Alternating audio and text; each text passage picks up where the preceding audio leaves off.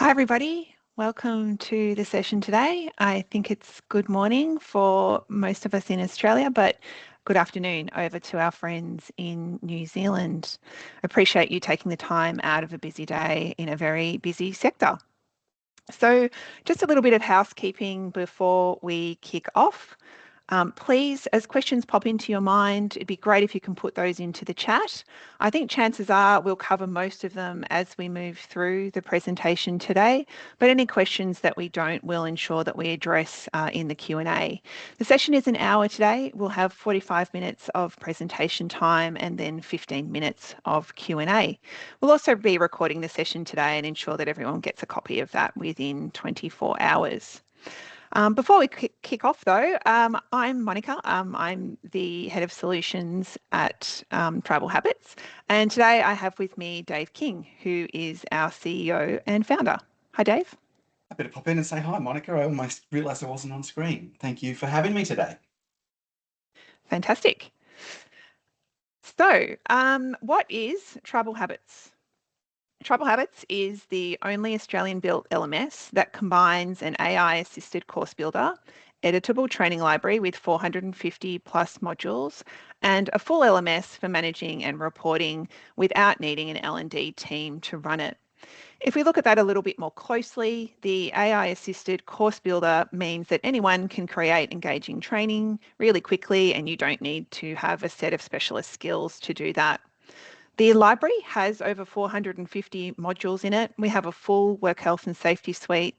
It's written with both Australian and New Zealand legislation, and we keep those topics updated. We also have a broad suite of workplace skills topics and specific early learning child topics. And that's all wrapped in a full LMS, which will automate enrolments, notifications, certifications with a full analytics suite for real-time reporting. So you can easily keep track of who's doing what, where, and when. In addition to those things, we also cover blended learning to capture assessments, events, essentially so nothing will sort of fall through the cracks there. We have integration, so we have a public API and we can integrate to other platforms that you may already be using, such as HR or payroll platforms, to keep your users synced and really limit your admin time there, as well as single sign-on to limit login credentials for the team. In terms of pricing, we're a little bit unique in that space as well. We work on active pricing. Active users are someone who logs into the platform at least once in a calendar month. We find most organisations don't need a plan that covers their entire headcount because not everyone in the team is doing training every single month. So it means you can take out a plan that's much smaller than your total headcount. We are purpose-built for Australian and New Zealand organisations. As I mentioned, our topics are written with those legislation.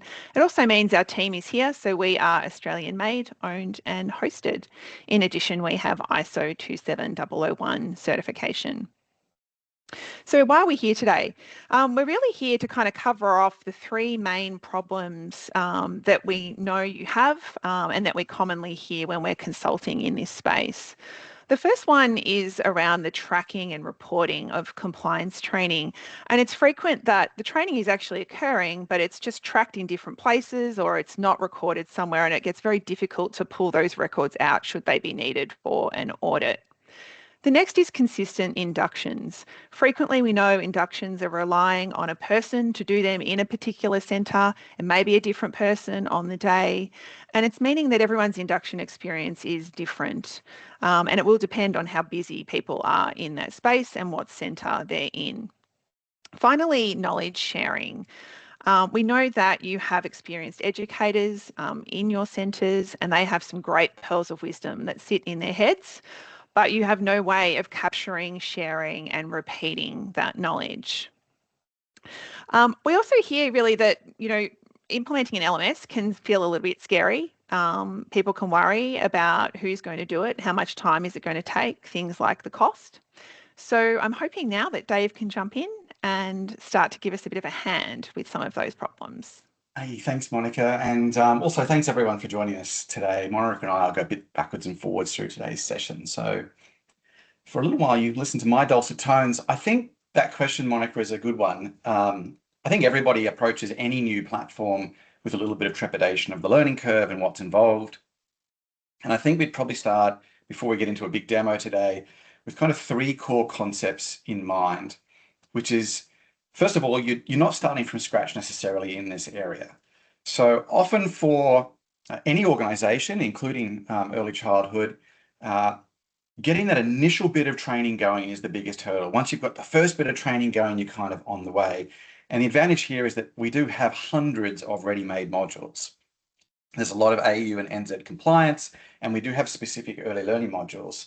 And there's nothing wrong with starting with that, because that gets you going and gets that content part out of the way, allowing you to focus on getting your users done, a bit of change management, setting things up, management enrollments, etc.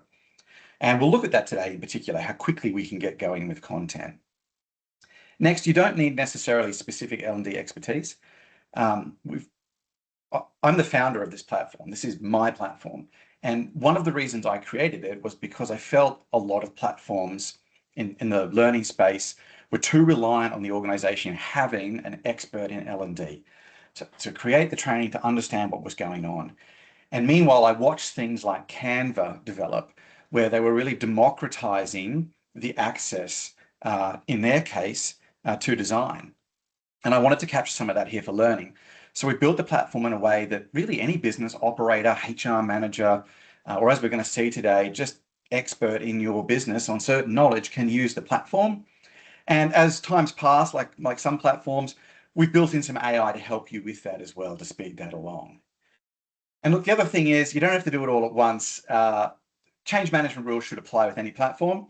So we're not here to roll out 500 modules in the first week. Our team has a lot of experience in helping organizations who've never used an online platform before map out a sensible plan to get going. And in that first 30 days, getting a couple of modules done, one learning pathway, your cohort, your initial cohort, your pilot group going, and getting moving forward here. As they say here, this kind of momentum over mastery becomes the critical piece here.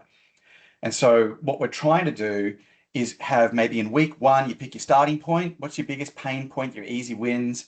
In week 2, start with the ready-made library to attack those areas, and maybe a quick conversion of some existing training materials that you've got. Weeks 3 and 4, assembling your first learning pathway, maybe for a certain role or just one center, and rolling out with a pilot group. And then you're away. And in month 2, we expand that rollout, start to capture some internal knowledge, and away we go. I think that's probably most of the things I wanted to cover there, Monica. No problems. Thanks, Dave. A question that we get asked a lot is, how do you prove your team completed the training and actually understood it?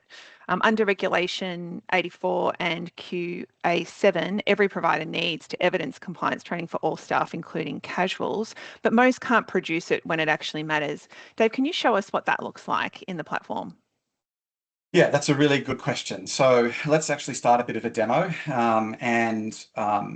I'm briefly going to cover in this kind of next 10 minutes, this part here, access to a training library and those ready-made modules, what reporting looks like and getting up and running. We'll look at some certificate tracking, and we'll look at a little bit of audit information as well. Probably the best thing though is I just actually get into the demo and get going. And our team has a little fictional early learning company for me to use called Star and Sprout. And so that's what I'm going to be working in today. And I'm going to be HR manager or operator or something like that. What you're going to see today on the screen is a live demo. So this isn't pre-recorded. This is actually happening in a real portal in real time. And I've just logged in here, and I'm like the platform administrator. So I've got one of everything, and I can kind of do anything that I like to help with today's demo. I'm just landing on my learner dashboard, just kind of showing me some announcements from the group and how I'm going with certain things. And we're going to come back to all that later, because if we're talking about meeting compliance requirements or demonstrating the training's done, the first thing we need is some actual content.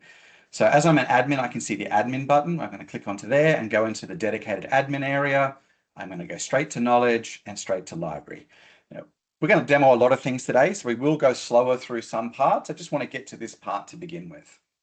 I mentioned earlier that one of the ways we can get going quickly is to use some ready-made content. So we're going to cheat a little and start there. And so I'm starting over here in our library of ready-made content, which is showing 435 available modules. Just to quickly say, all of these modules appear in your branding. All of these modules are included. All of the modules are fully editable, so you can edit and customize any of them, which I'm going to do in just a minute. You can use them as much or as little as you like. And we add somewhere between 3 to 8 new modules a month, and we do take requests for the library as well. And one of the Tribal Habits team may drop something into chat with a link to our library and changelog and things like that. You have two options with using our library. The first one is you can import a topic, and we'll see these import links here on all of these available modules. And these are full e-learning modules. They're not just a PDF document or a YouTube video. If you import a topic, it brings it into your portal, which will be yours. So it'll be branded up for you, unique to you, your own URLs, emails, all that sort of thing. And then you can enroll people in it. The imported topics can't be edited. The reason you import them is because you get to also import any changes we make, which is great for compliance training. So if I was to search just for compliance topics, for example, I may not want to edit those because they're dealing with legislation and regulation, which we spend a lot of time creating and we get legal advice on. And as regulations change, we update things. And if you've imported them, you can click one button to get the latest version when something changes. And if I use the status drop down here and select out of date content, it's going to show me what I've imported and what needs to be updated. So we can see in my particular portal here, these topics are all in use. I've imported them in, but they're all a bit behind the latest version in our library. So I can just click on a button here and it will update this anti-money laundering one to the latest version. And now it goes off the list. It's the latest version. Learners now see the latest content. Alternatively, you can copy content in. So I can take a module from the library and copy it into the platform and then fully edit it to customize it. And this is part of how we're accelerating you getting started, because there might be a module here that's 90% of what you want, and you just want to add a quiz or two, or maybe your own policy or something else to it. You don't have to build the whole thing from scratch. So I'm just going to filter for some early childhood modules. Let's see what comes back. I'm going to use building partnerships with families for the moment, and I'm going to copy that in. So I'm doing this is all happening in real time, straight out of the library. I'll manage that topic. So it's now imported into the platform, and I could start to enroll people in this immediately if I wanted to. It's ready to go. But I actually want to customize it a bit. And later on, I'm going to do a much longer demo of how I build training. For now, I'm just going to switch to edit this. And we're going to have a quick look at the behind the scenes, the editing of this. So I'm in the editor mode here where I can create training, and we'll have a deep dive into this a little bit later. If I hit the preview button, I'll see roughly what it looks like for a learner. And for a learner, this particular topic has 4 parts to it. And we can see it's going to take 6 minutes to do part 1, 8 minutes to do the next part. And as they do each part, it remembers when they've done the part. And this particular topic's allowing them to do the parts in any order. It's great for busy learners because they can kind of jump in and see that this just takes 6 minutes, and they can kind of get that 6 minutes done and come back later and do this 8 minutes and then 8 minutes and work their way through. So they've always got a good sense as to where they are and a good feeling of progress. Let's just have a look at the editing part here of part 1. And if I scroll down, I'll see roughly what the content looks like here, but it's in editor mode. So you can see as I'm moving around, I can highlight some of the content boxes that we have here and move some things around and change the order. We'll get into more detail later.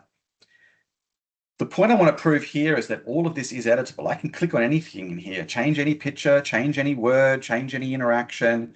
And that's what I'm going to do now. I'm actually going to add in an extra section at the bottom of this. And this section, this particular part's gone through welcoming families. And we actually have a little bit of how we do that here at Star and Sprout.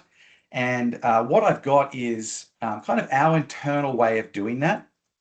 I've got it open in another tab, and I'm just going to put that in as text here for the moment. So I'm kind of pasting that in as some text here. Just add that in. So this is kind of my own content here that I've written about how we welcome people into our center. And I just want to add this into this particular topic so that the learners get all of the content from Tribal Habits, but then a bit of stuff for us. Except it's a little bit boring here to have it presented as this text. So I'm just going to use the AI here, and I'm going to transform all of that content that I've just selected into something more fun. Let's just make it a process interaction. We'll see what that looks like in a minute. And we'll make it, say, 4 steps. And I want to make it more conversational. And that's going to go off to the AI. The AI is going to read the content that I provided. It's going to refactor it into one of our learning interactions automatically for you. So it's creating the steps for me. I'm getting a review of it here, and then it's adding it in now as a new interaction. And so learners will be able to go through and click on each of the steps now to interactively, slowly take themselves through the steps that I've got there. This is me cheating. This is me accelerating my initial rollout by working with our library content to modify it very quickly for what we need. I can now remove that text, and I'm now going to publish the first version of this topic. So version 1 is published, and now I've got this good blend of ready-made content plus the content that we've created. And if I wanted to go further, I could now take that process and say, I just want to get a quick quiz out of it to make sure they're paying attention. Let's just do a multiple choice quiz based upon those steps that we just provided them. So I'm going to get the AI to write that quiz for me just to see if they were paying attention, and I'll add that quiz in right after as well. So this is where we start. We get the content in place. So now how do we actually see who's done it? And we'll get to enrollments a bit later, but now we've got some content, we've modified it, or we've used it from the library. We now want to do some quick reporting after we've enrolled people to see how they're going. So I'm going to jump back into admin, and I'm going to go to our analytics area, where we have a ton of data and reports here on what's happening in the platform and what's going on. And I'm just going to look at a few here to get going. The first thing I want to understand is how we're going at each center. And we have a concept called groups in the platform, which can be used for divisions or locations or centers. And this particular platform, I'll just zoom in a bit here. I've got 3 centers set up, and I'm just getting a high-level sense as to how they're going on completion rates on a number of topics. I want to look at our compliance topics. So I'm just going to filter this down for everything in the compliance category and update the filter. And so now I'm getting an idea of how we're going for completion rates across my centers at a high level. So I can see where everyone's doing very well with our WHS training, but we're pretty much behind elsewhere. And Sydney's doing terrible on anti-money laundering. So I probably need to check into that. And in fact, let's have a little bit of a look at how Sydney is going in more detail. So I'll go back to analytics, and now instead of looking at groups, I really want to look at how learners are going. So now I'll go to overall completion. So here I'm getting it by every single learner in the organization, but I want to filter this down again to compliance and just people from Sydney. So we'll go back up to here and we'll say, I just want the compliance topics. So we'll select all of them, and I just want the people from Sydney, and we'll apply those filters. And now I'm getting a better sense as to how we're going here in Sydney. So here I can see who's overdue, who's completed, who's unexplored, who hasn't started, or who's kind of on their way. The other thing I may want to check is how we're going for certification. So this might be things where they not only have to do the training, but they have to do it on a periodic basis. So it might be you want them to do it every 2 years, or they have a certain certificate that needs to be updated every period. So I'm going to use our certification report for this. This also shows if someone has completed the training, but more importantly, shows if they've completed the training and are still certified. So I'm going to search for our same group that I had before, all of our compliance training, and everybody in Sydney. And we'll see here that we're going pretty well. We've got some people who are underway, but a lot of people doing their training. Some people are overdue, some are certified, and some have expired, which means they've done the training, it is complete, but it's no longer current. Whatever date they had for that has passed, and really they should be doing it again. Now there's 40 different reports here, and we often add more, and they're very configurable. I'm going to save this one here as Sydney certified. So I don't have to go back and rerun those filters each time. It'll just be available to me now as one of my favorite reports. And what I want to do actually is send this report to the Sydney area manager every month. And so I'm going to go back to analytics and over to scheduled reports. And I'm going to set up a report for that. We'll call this Sydney certified. And I'm going to choose my Sydney certified report that I just made. And once a month, I'm going to send it to the area manager, who happens to be Monica. And there we go. And so now on the 1st of every month, Monica is going to be receiving that report in the email automatically to save her even coming in and having to look at it. In addition to that, I'm actually going to push out a lot of information about certification and expiry dates and who's overdue to team leaders, to supervisors. And I can set that up in the portal for each manager, sending a frequency of reports to them. And if I go over into account and emails, we have heaps of notifications that you can send. They're all in your branding. Many of them can be edited as well to be customized. And the one I'm going to look at here is the team leader report, just to give you an idea of what it looks like. I'm going to view the template. We see the template on the right here. This could go out daily, weekly, every 2 weeks, every month. And it goes out to each team leader and shows them within their team, in this case it might be their center, who's got overview training, who's got recently expired stuff, who's got training that's due soon, or something that's expiring soon. There's none here for this person actually. All of this is getting that certification easily trackable, reportable, and pushed out to the people who can help enforce it happening. Dave, we saw some expired status there on your screen before. Often people do need to redo some of these modules at a cadence, maybe every year or so. How does the platform manage recertification? Yeah, that's a good point. So we did see that it's obviously tracking something to do with certification because it has an expired concept. There's lots of different ways to manage it. The favorite way for most people is recertification. So now I'm going to the knowledge tab in the platform and I can see all of the different modules that happen to be in this company here. And I can get a high level overview of enrollments and completion rates and who's overdue, etc. Here's a popular one, probably one of the most popular modules in our library, anti-bullying and anti-harassment for employees. And so I'm going to click on it to go into its details. And when I'm in here, I have lots of information that I can use. And I'm just going to go to the settings tab just to talk about a couple of key settings here to help ensure we get people compliant by doing the training. So the first thing is we do have some due date settings. So here, this one here has a 14-day due date, which means when someone's enrolled in the training, they're given 14 days to complete it. And this is automatically applied.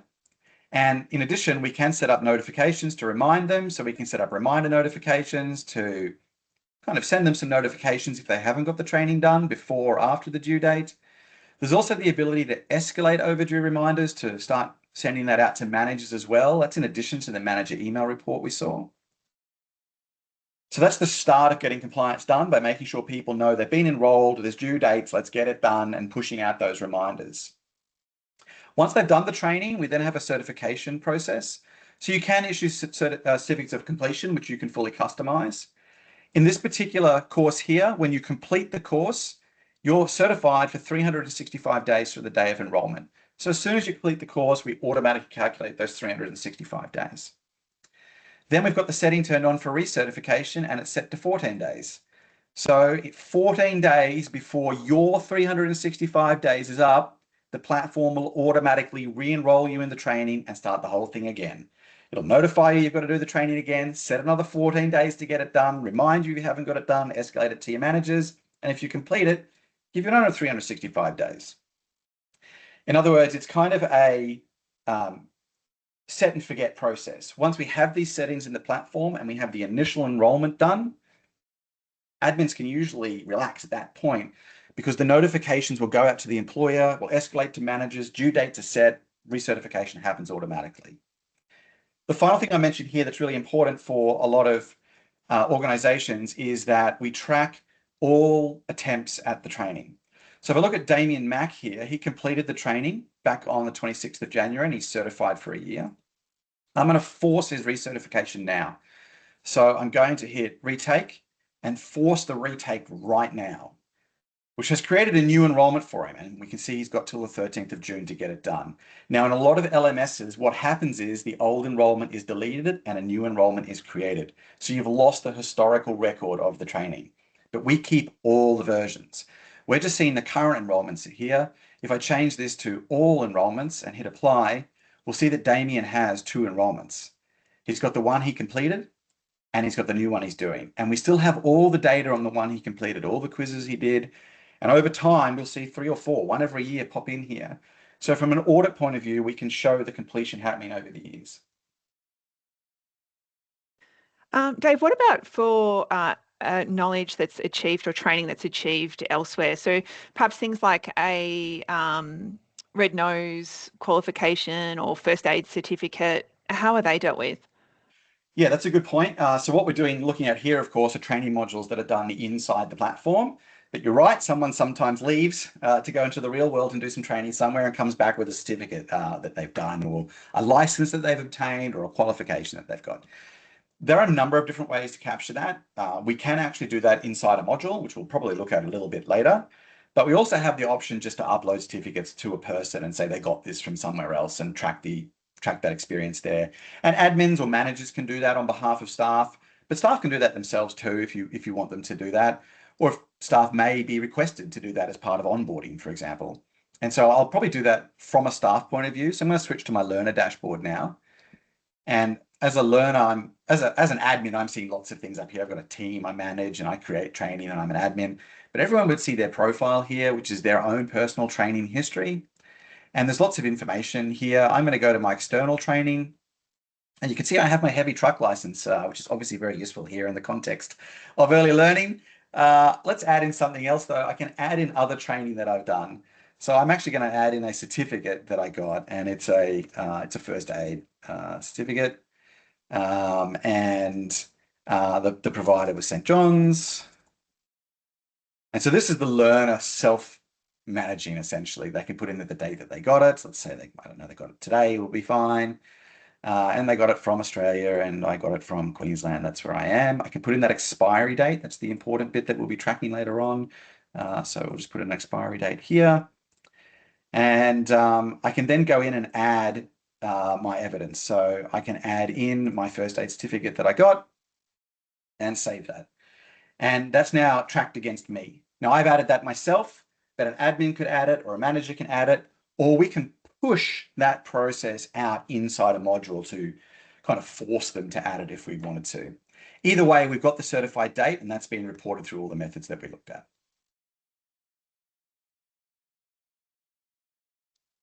Fantastic. Thanks, Dave. It's a great way to capture evidence and track training. Just shifting slightly, something that we hear frequently from our group directors or managers is their concern around inductions and how they're managed, that they're frequently very ad hoc and different depending on who's on deck on that day or who's in what centre. How does Tribal Habits solve this? Yeah, that is such a good question. I mean, when people ask me, why did you create Tribal Habits? One of the reasons I created it, which we might touch on at some point today, is that I felt it was really hard for knowledgeable people inside a company to capture and share their knowledge with everybody else. And related to that, if you have multiple centers doing things, the other thing I observed is that they end up doing the same thing different ways because there is no centralization of how to do something, of how to do that. So yeah, this is actually quite close to my heart, this particular issue. So I'm going to do a little bit of a demo here of this area. And I think what we'll look at here is how we set up learning pathways that are based on roles or locations or job titles, then adding those employees and enrolling them. And then let's actually do a bit of training. So then we'll do the final step, which is as the learner, you've been created and enrolled, what does it actually look like to do a bit of training? So we'll start with that, and I'll go back to the platform and back into the admin area. And earlier we were looking at what we call topics. These are like modules, and we saw anti-bullying, anti-harassment, and I looked at one of building partnerships. And you can think of these as being like individual learning modules. And so you can see a bunch of them here on the screen. And look, you can enroll people directly in these modules. You can see that's what's happening here on this screen. We've got people enrolled in lots of things.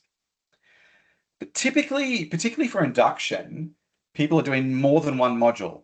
They might have a number of things they need to get through as part of onboarding or induction in a site or a location, or potentially in a new role when someone's been promoted to a supervisor role, there might be some extra training they have to do. So it's often locations or induction or roles that are driving a lot of the initial training. And for that, we have a concept called pathways. Pathways are bundles of modules put together. And instead of enrolling someone in 3 modules, you enroll them in one pathway that contains those 3 modules.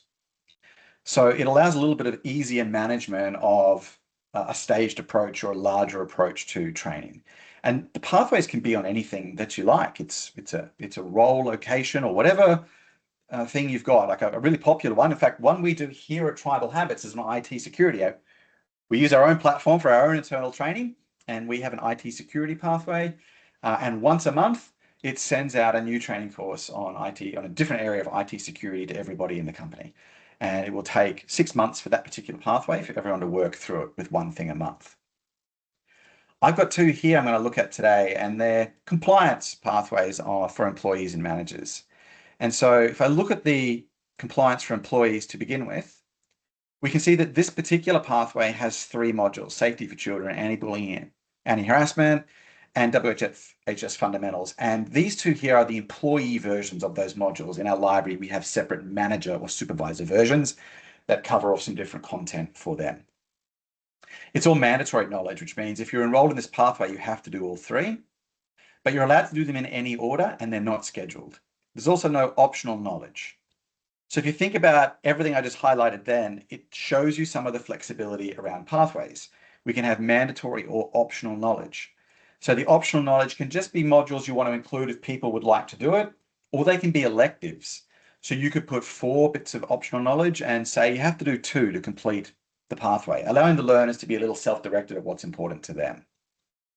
The mandatory knowledge can be in a fixed order, which means you have to do module 1 before you can get to module 2, and it can be scheduled for release. As I mentioned before, we have one that is sending out 1 module a month. And so I have picked the dates for that module on behalf of the team, and on that date every month, everybody gets that module. But if I edit this particular pathway, and here I can be adding more things in, so I can add a new topic into the mandatory, I could force it all to be done in the given order. I can also schedule it from days of enrollment, and this is really handy for induction training. So what this is saying is that you'll be able to access these modules a certain number of days from the day you're enrolled in the pathway. So from an induction point of view, you might say, let's enroll them in the pathway. It's 4 modules. Let's say on day 1, they get safety for children, or day 0. So immediately they get that. After 1 day, they get anti-bullying, anti-harassment, and we'll do WHS fundamentals after 2 days, and we'll do the cultural one after 3 days. So what this is going to do is allow them to slowly get the content. Each day will drip extra 1 out for them, so they're not feeling overwhelmed on that first day. It also means that as admins, once you've got that set up, again, just enroll them and allow the platform to take care of it from there. The other thing I like about pathways, particularly for busy learner environments, and early learning is definitely that, right, is the ability to provide training in small chunks. Learners can feel overwhelmed. They've got a lot going on during the day, and they may not have a lot of time to do training on a given day. And so if we present them with too much training at once, that can be a lot for them. So if I've got the combination of having a pathway which can schedule the release of training, so they're only getting a little bit every now and then the pathway contains topics which are segregated, so it's different topics along the way. And each of those topics contains those parts we saw earlier, and each part's kind of 5 to 10 minutes. We've got a lot of options to kind of chunk the training down into these nice small bite-sized pieces for learners to do, while they still feel like they're progressing. They're getting those ticks, those checks that I'm getting stuff done, I am moving forward. In terms of assigning pathways, there's lots of different ways we could do it. We could do it just everybody in the whole company, or we can do it by role or by job title, which kind of leads to the issue of how do we store people? So far we've looked at getting some content, customizing it quickly out of the library. We've looked at some basic reporting, some settings around certification, and the options to have a pathway or an individual module. Time to talk people. So here I have people in this organization, and you've got a lot of flexibility about the data you want to store. So if I look at Alison here and her information, the key thing on this page is custom fields. Custom fields are custom fields of data that your organization can create. And you can name whatever custom fields you want and populate in whatever data you like, and then use that data to drive your enrollments and drive your reporting. So you can have a title called team or department or position title, job title, level, whatever it is, populate it with that relevant information, and then use that to drive your enrollment pathways. Everybody of this job title can get this pathway. Everybody of this job title gets that pathway. And the great thing about pathways is they can share a module. So you can reuse the same module across lots of pathways and you're just maintaining one bit of content. Since you have lots of flexibility about how you set this up, the next question I usually get is how do we add people in? And there's lots of ways to add people in. You can do it manually. So I can just go, I want to add a new user and just type them in if I wanted to. You can import it via a CSV. So we could do a bulk import of people. So if we have a big spreadsheet, we can chalk that up as well. And that can create people and update them and deactivate them. What a lot of organizations use is some sort of an integration, because you've probably got your people somewhere already in a HR platform or in Microsoft 365 or in a payroll platform or something like that. And we're very good with integrations. So we integrate with a lot of different platforms and we can pull your users out of that and keep them all in sync, which means for you, you can skip the step of having to set your users up here in Tribal Habits. We'll do the integration with whatever platform you've got and build those users in, bring them in and keep them updated. This means we can also get things like their team, their location, their job title, their manager out of that other platform as well to help drive all of your reporting and enrollments here. So once people are created, that leads to the final question, how do we get them enrolled? So now we have all the training, we have all the people, and it's the enrollment that joins them together. And there's lots of different ways to do that. I could go here to Alison. I could go to the list of pathways. She's already enrolled in compliance managers, but let's say she's a fire warden. I could just manually enroll her in a particular pathway if I wanted to. And I can also do that via CSV as well. But there are some more interesting ways to do it. One of which is automation. That's what most admins are looking for. Most admins are, if I create a new user and they have this job title, just enroll them in this pathway because those pathways match job titles.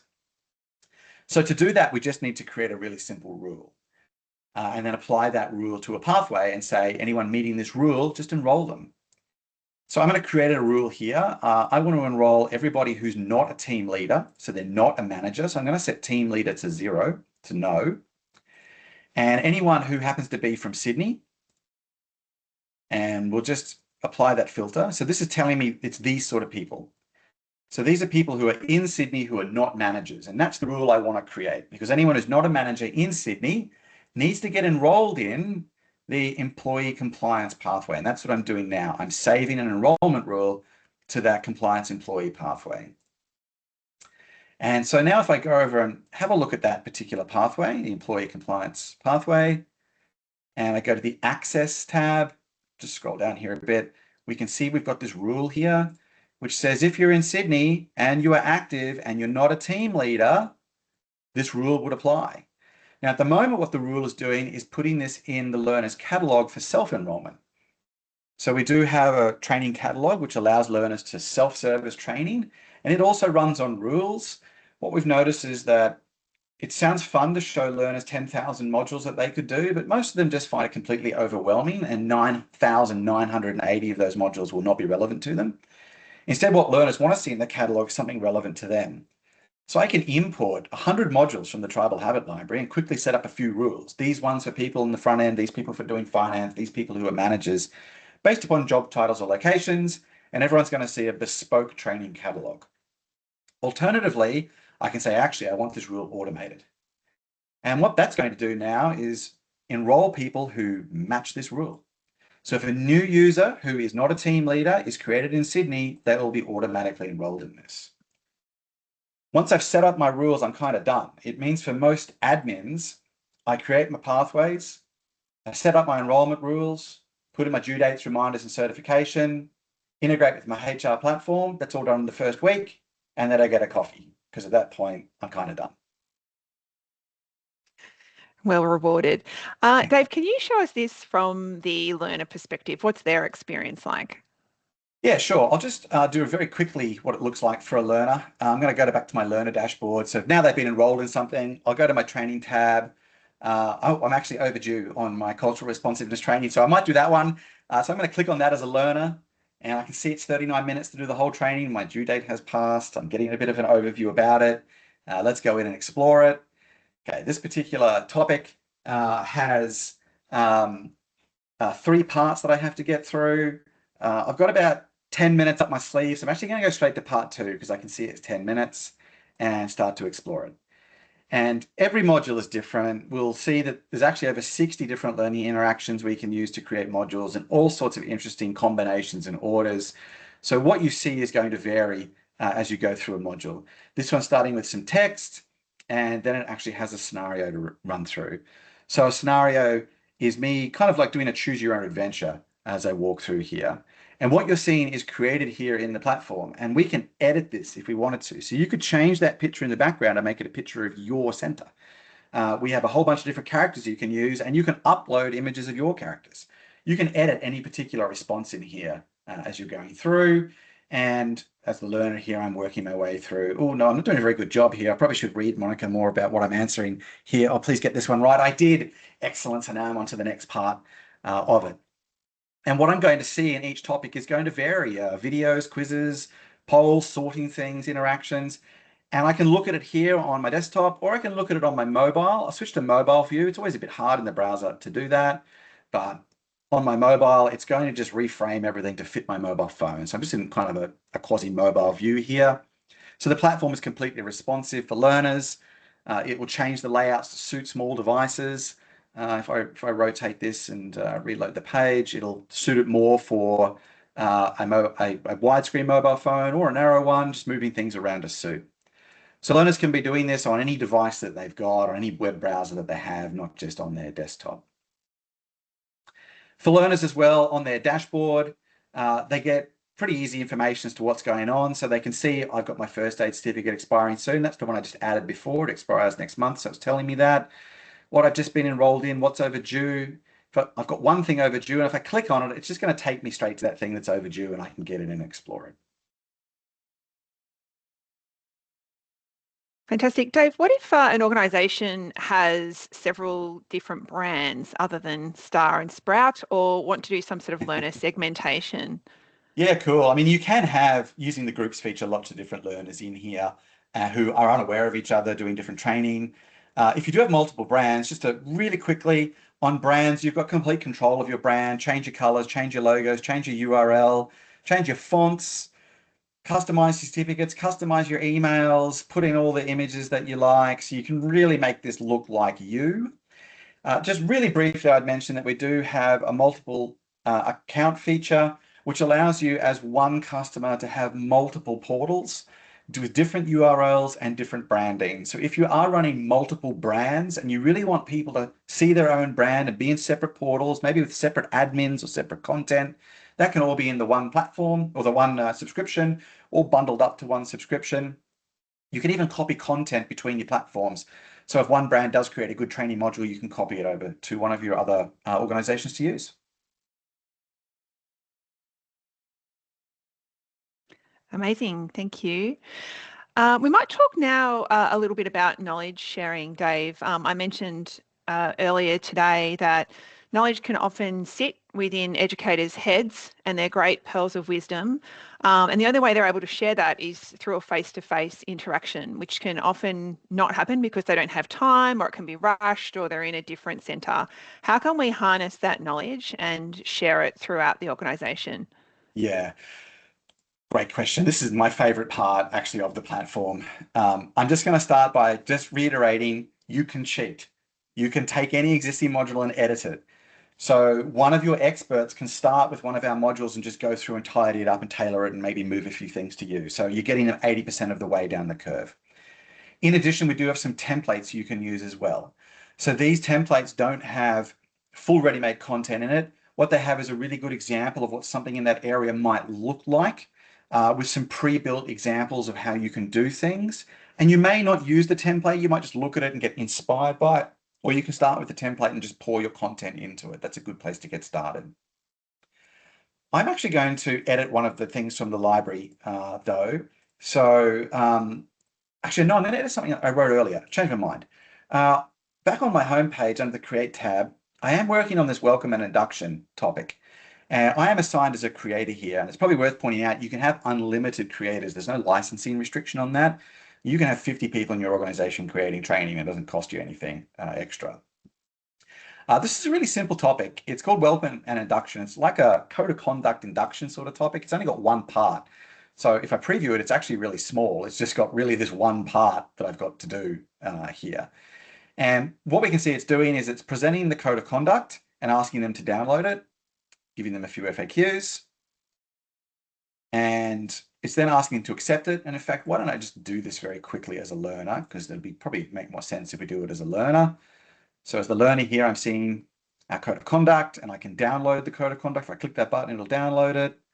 I can review some FAQs. There's a little bit of social learning. We haven't talked about that today, but there is a lot of social learning in the platform with forums and discussions and things like that. Here I can see people have favorited these insights. So 5 people actually thought this was quite important. That's learners signaling to each other. Next is saying, do I accept this policy? This is important for compliance. And I'll say, yes, I do. And that is data we will see soon. So that's been date and time stamped to this learner, like a kind of like an e-signature sort of thing. So we've tracked everything that this learner has accepted that. Now I've got some quizzes we've got to do. I think it's termination of employment. Is it honesty, fairness, and responsibility? No, it's not. Is it honesty, fairness, and accountability? Yes, excellent. Here's an example now where earlier we saw me uploading my first aid certificate independently. Now I'm being pushed to do it. So now I'm being required to upload it here. So I can put in the date obtained, which is today. I can choose my provider. It was St. John's, and I can add in that first aid certificate. Excellent, I've done that. And that's actually going to be reviewed. So someone now has been notified to come in and check, is the certificate real? And give it a pass mark here, so I will need an assessor to review that. It's then saying I need to do an induction tour. So this is kind of telling me to go find my manager and get a tour of the facility and then click here when I've done it. So we're pushing some action elsewhere. I'm going to say that I've done it. And then it has an option for me to ask questions that I've got, and they'll be sent to the HR team. How can I get a pay rise as quickly as possible? I'm sure the HR team will look forward to receiving that. So that's just been sent to them on my first day. So this is what the learner's gone through here. So how is that all created? It was created in this view here for creator mode. And you can see it looks pretty similar. And everything here is like a little block of content. If you've used a building block editor or Microsoft PowerPoint, you get the idea. So this text here, I can just click on to edit. This inside here, if I click on it, it opens up a little editor where I can change what I want to call it or type in extra information for it. I can change the order of things. I could copy something and add it in or delete it. If I want to change this poll, I can open it up and then I can change the question or change the answer or add in more answers or give some feedback.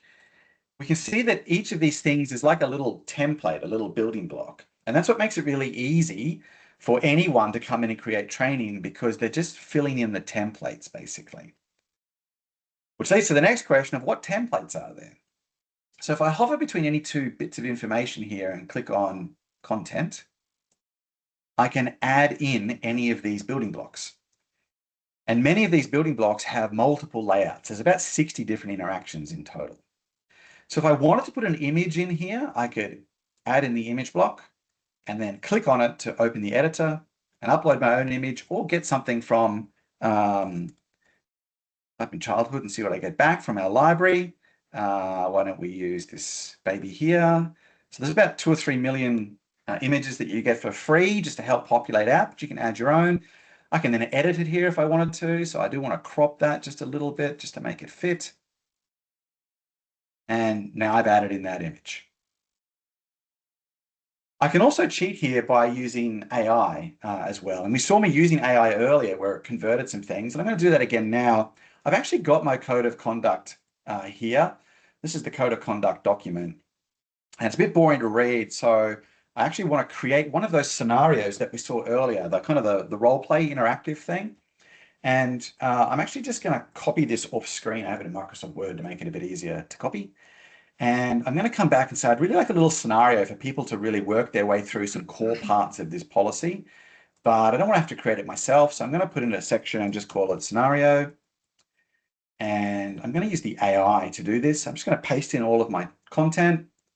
And I should mention the AI we use here is private. So we use a version of Anthropic's Claude. It's based here in Australia. There's no data leaving Australia. No data actually goes to Anthropic. It's all managed through Amazon Web Services and a private version that we have of this. I'm going to click scenario, say take all this content and make me one of those scenarios. And it's saying, okay, any guidelines? I say, yep, focus on our core values and practical examples of them, and hit generate. So this is me wanting to say this code of conduct is important, and I know that they're downloading it, and I know that they're answering some quizzes on it, but I just want something that really brings it home for them in a more relatable way. And while I could create that scenario myself, it would be nicer if I just got the AI to kind of do this for me straight away. So scenarios are quite big, so it's taking a little while just to work through everything that I've provided here. We'll just let it finish up. Okay, so it's going to do a scenario for me, and it says it's set at my company. The scenario follows a new member Priya through 4 workplace situations testing core values, which is what I asked it to do. And now I click generate scenario, and it pops that scenario in for me. Now it's using some default layouts here, so I'm going to edit it to make it a bit more for me. So I don't think we want that construction background. Let's use a childcare background. That looks a little bit better. And I want to use a different learner, a different person. Excellent, we'll use a Lara. And so now what I've got is my own little scenario based on my code of conduct. And we can see it's split into these little scenarios. The first day in, the family's at the gate, something happens at lunchtime, there's an afternoon distraction, and it's gone through and added in names and put in what should happen and run through all the responses and added it straight in. And it's this combination of these templates here and the AI that does really make it quite easy for anyone to add training. And I won't have time to go into it today, but there's lots of stuff on assessments or online assessments. There's heaps of stuff for verification of competency. So you can do on-the-job tasks like write an essay, do this task, upload a photo or a video and have that manually assessed. We can also manage events here, which we're not looking at today. So if you're having webinars or workshops, that can all be handled as well. And there's even things like discussion forums, glossary tabs. There's tons of stuff that we're not going to go into today that really makes all of this training quite flexible. Dave, just quickly, let's pretend I'm an educator, not an instructional designer, and I need a little bit of extra help. What exists? Yeah, well, obviously we've got all the AI that we've just shown you. Sage is the name of our AI, and it's sitting here on the right as well. And creators see this, and it gives them lots of in-situation help. So creators who may not be an admin, but are just an experienced educator, can come in here and ask for help. So they can hover over this scenario and hit the help button and start to get feedback here, or start to get help from the AI about how to use this element, including full support articles. They can chat with the AI about ideas that they might want. But what I really like is they can ask the AI what they think of their topic. So I'm going to ask the AI, what do you think of this part? And it's going to analyze what you've created and actually give you, I'll just zoom in a bit, actually give you some feedback as a creator on what you're doing well and where you could do better. And you can then click on areas to kind of get inspiration here. In addition, you do get lots of human help. So we have lots of masterclasses that we run. We have modules in our library about creating training. We ran a masterclass yesterday for admins, but we run lots for creators as well. Every module you create as well gets a free review by our expert designers, which is probably the only platform in the world that does that. It is genuinely free. You can click this button here. I'm ready for a free topic review. Put in what you're concerned about. And one of our team actually does a video analysis of your module and sends you a 10-minute video talking about your module and changes that you could do. And I can tell you, once one of your educators has built a topic and gone through a video review with us, by the time they've done 1 or 2 topics, we've made them an instructional designer. They know the platform inside and out, and we've really fine-tuned what it is they're trying to do. We also have additional help if you really want it. You can get what's called a topic polish. So you create the topic, then you pay a small amount of money to one of our team to go in and they actually not just review it, but they make all the changes that they recommend. Or we actually can do a quote. So you can send us some training modules that you've got, maybe something in a PowerPoint document or a Word document, and we can create the training for you, and it's very low cost to do that. Great, thanks, Dave.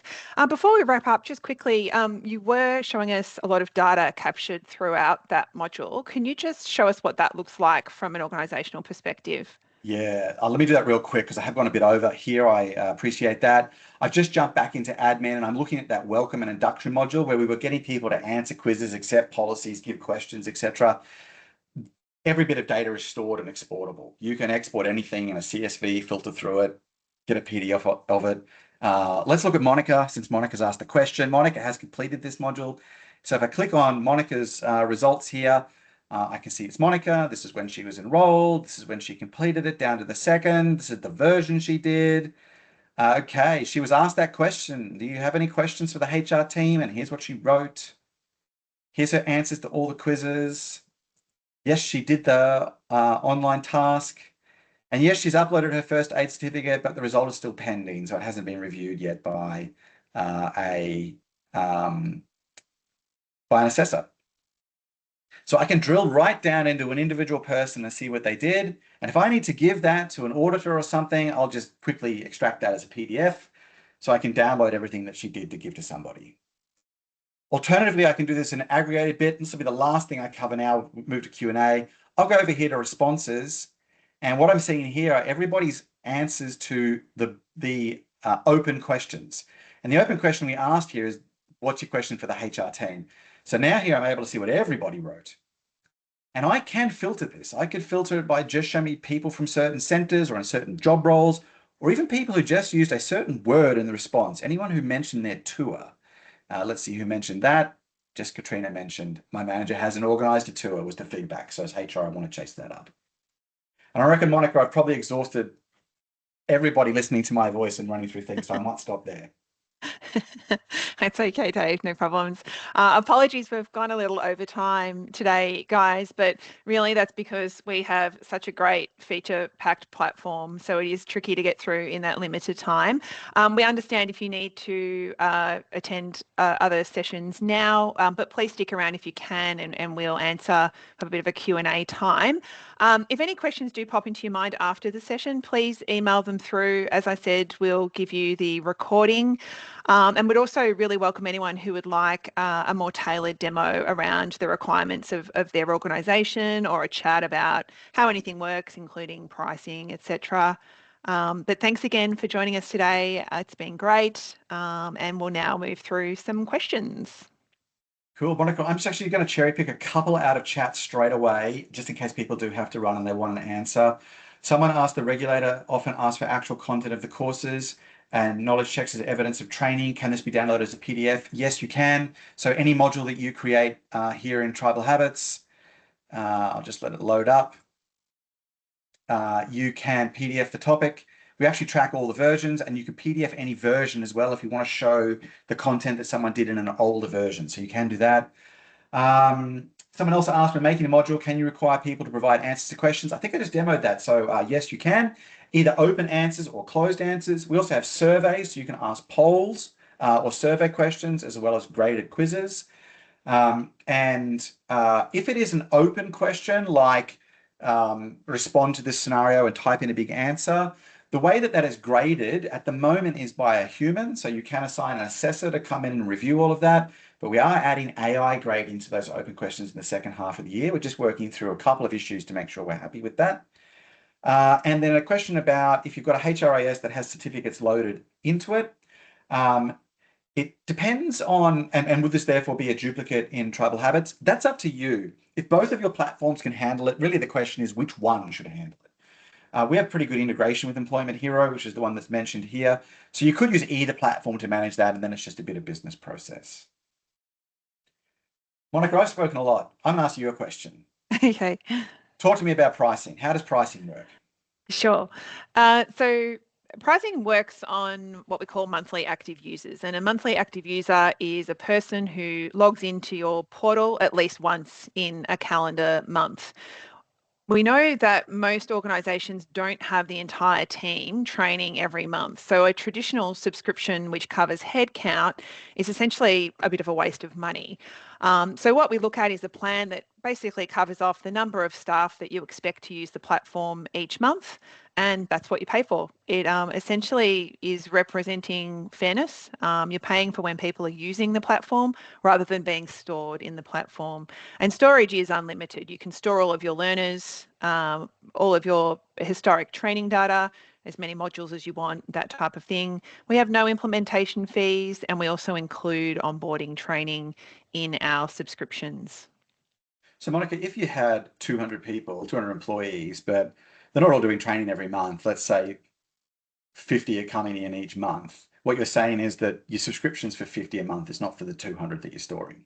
Yeah, that's right, Dave. And look, if you did have a month where you had a one-off spike and a few additional people needed to log in, that's fine. The platform doesn't lock down. The active users can still log in, and we then just simply charge you at the same rate that's built into the plan, just for the additional users at the end of that calendar month. Yeah, so if you do push out a big bit of training, everyone logs in for that month, you just get a little spike that month and then you're back down to your regular usage. Yeah. Correct. And you said there's no support costs, no implementation costs, no setup costs. So there's no kind of wasted upfront monies. Any exclusions? So all those library modules, what about number of admins, number of creators, that sort of thing? All unlimited. You can have as many people creating training as you'd like, as many admins. You can use as much of the library. You also get access to all future library topics that we develop. Okay. Videos are popular. So if I've taken a video on my phone of my center or a video of a staff member talking through something, I didn't talk about it earlier, but video is one of the elements. So you can upload video. Are there restrictions on video, or how does video work?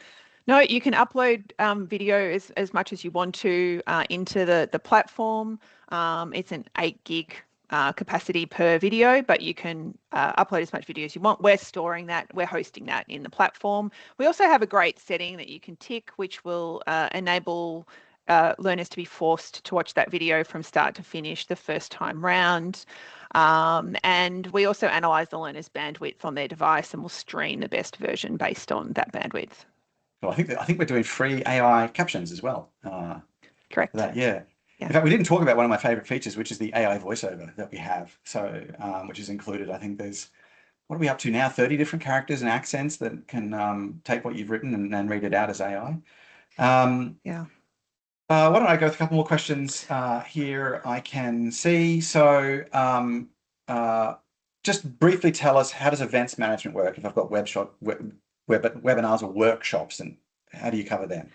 Yeah, sure. They can be created as a part of any module, and we manage the registration and attendance of those events. They could be live webinars, so you can paste a URL into that registration element, or they could be in-person workshops.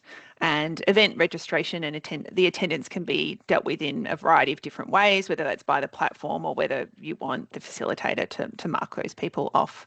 But the event element is a great tool to use when you want to blend learning as well. You may want to give your team members some work to do prior to the workshop, or some, post-workshop polls or reflections that they can do. So of course you're capturing all of that data within the module as well as the attendance itself. Cool. I've got a question here I might take, since it's one of the rare things that I do here, which is integrations. So someone's asked, what do we integrate with? So most of the major Aussie HR platforms and payroll platforms we integrate with. So Humanforce or Employee Connect or Found You, Employment Hero. We also do lots of new integrations. So yesterday we did our first integration with Tanda, is a good example of that. So if there's a platform that you have that has your users in it and you're not sure if we integrate with it, reach out to us, because we do integrate with a lot of things and we're constantly building new integrations. Monica, for you, follow-up question. Someone's asked, we have 200 employees as a group, and you mentioned that only active users are invoiced. Can the active users be different every month? Absolutely, they can be, which is really great, particularly if you have a heavy casual workforce. So it doesn't have to be the same group each month. It's 50 users that log in each month, and we don't really care who they are. Yeah, in that example of your 200 and you got the 50 plan. Yeah, just 50 different users every month. Yeah, that's correct. And there's no extra cost if those users are admins or creators. Everyone's just a user. So it doesn't matter how often they're logging in or what role they've got or how many things they're enrolled in. It's just they're active in the platform. That's correct. Yeah, it's quite a simple pricing model. Everyone is just a user in terms of pricing. And the benefit of that is you don't have to have special admin licenses or creator licenses. They're just included as a person in your plan. Okay. What about the support part of getting started? So you do sign up as an organization. Kind of what happens in getting you going over those first few weeks with our team? Sure. So our solutions team has been sort of consulting heavy with you to understand your requirements, and we do a handover to our support team. You're then assigned a learning consultant who takes you on a journey through onboarding and implementation, and they'll deliver training sessions to the admins and creators that you want trained. So you have ongoing access to them as well as our broader support team via the in-portal chat. We have that they can access support anytime there. And it's really different for each organisation. In the initial kickoff meeting, we'll ensure that we cover off the requirements and the goals and then plan out the delivery of those through that onboarding phase. Yeah, cool. Look, I should give a shout out to our support team because they're awesome. They are super passionate. And I know, of course, I'm going to say that, but if you don't believe me, go to Capterra and look at our independent reviews. I think there's 60 or 70 reviews from organizations there already. And they often talk about how good our support team is. They are pretty legendary bunch of people.